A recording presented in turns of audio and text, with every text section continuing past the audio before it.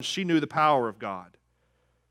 Verse 10, she told the spies, she said, "We have heard how the Lord dried up the water of the Red Sea so that you could cross out of Egypt. We heard what God did to the two kings that tried to stand against you. We heard of the destruction that God brought about to those who stood in your way. And as soon as we heard it, our hearts melted." She just proclaimed her belief in the power of God. Are you completely convinced of the power of God in your life?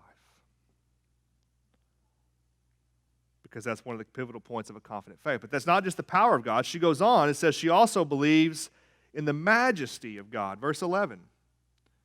She said, "As soon as we heard it, our hearts melted because there was no spirit left in any of us. For your God, the Lord, He is God of the heavens above and the earth below."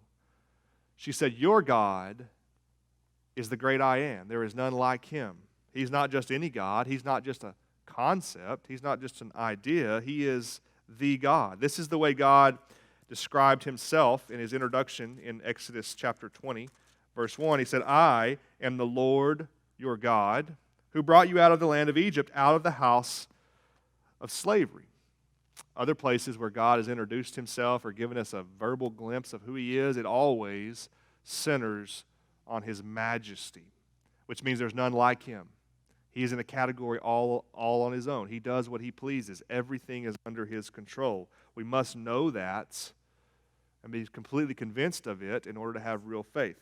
She moves on. Not only is her confident faith based in the power of God and the majesty of God, but it prompts her to pursue the mercy of God. This is verses 12 and 13. She pleads with them, with the spies.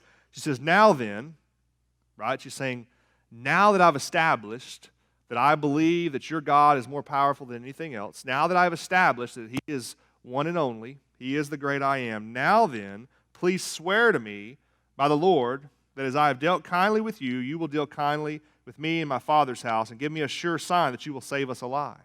And so you see, the rest of the people in Jericho knew about the power of God. They knew about His majesty because they were shuddering with fear. Right? It says they melted in fear. But the difference in Rahab, her faith prompted her to not only know about the majesty and power of God, but to seek refuge in the mercy of God.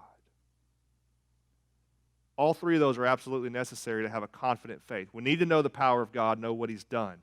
We need to know the majesty of God, that there is none like Him. He's not a concept. He's not one of many things on our list of things that we believe in. He is the great I am.